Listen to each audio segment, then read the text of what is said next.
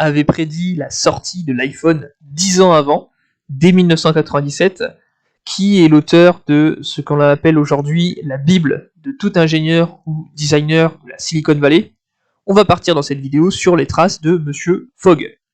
Si tu viens de nous rejoindre, sache que, exceptionnellement dans cette vidéo, je ne montrerai pas mon visage pour que tu puisses voir le diaporama et tous les termes qui seront un peu plus techniques ici.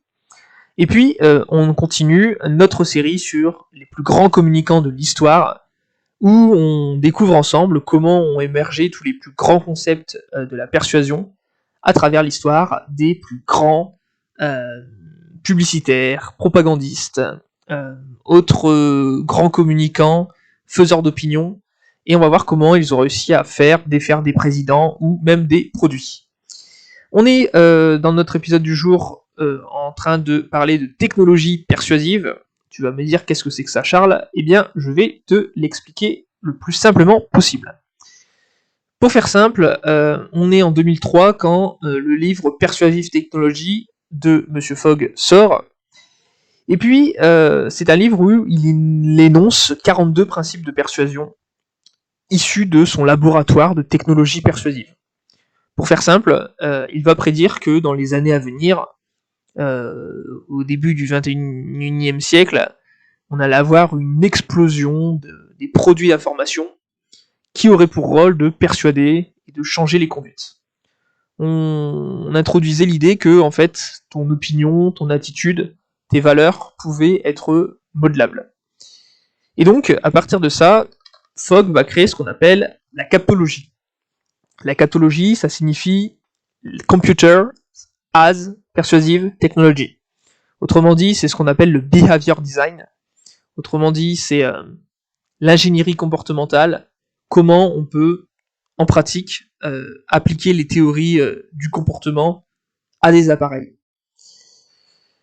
En fait, le truc, c'est que très tôt, Fogg avait compris que les gens se baladeraient avec des petits ordinateurs dans les poches dans 20 ans, et il avait déduit que l'ordinateur allait avoir 3 grands rôles.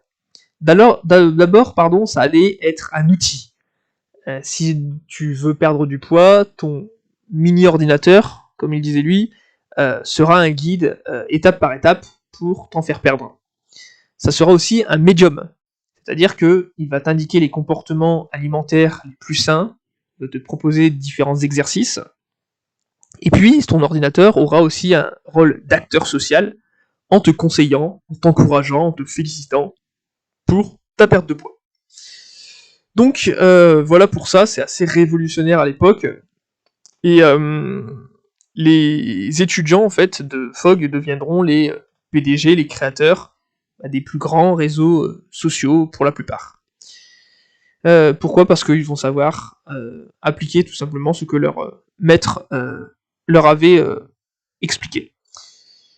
On va voir que des théories ont découlé de partout. Alors, Fogg lui-même avait lu Cialdini, qui était un expert dans toutes les théories de la persuasion, et on va avoir l'émergence de la réciprocité sociale. Je te laisse voir d'autres vidéos si ça t'intéresse.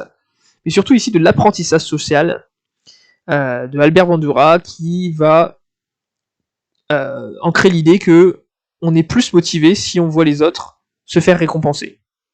Autrement dit, si tu vas sur Facebook, que tu vois qu'un tel a un titre d'expert qui a été décerné, eh bien tu vas vouloir t'engager davantage pour toi aussi, toujours avec ce système de récompense,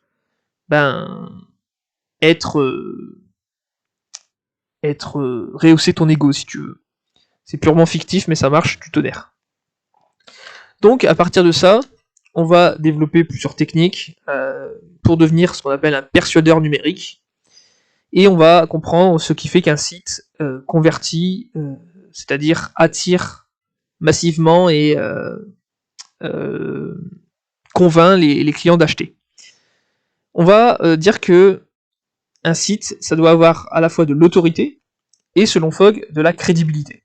C'est-à-dire qu'on doit avoir un certain esthétisme, ça doit confirmer les attentes que l'utilisateur se fait en cliquant sur le lien, on doit avoir des signes de puissance sur le site, Et tous ces petits signes va faire que on saura prédire la sortie du smartphone en 2007.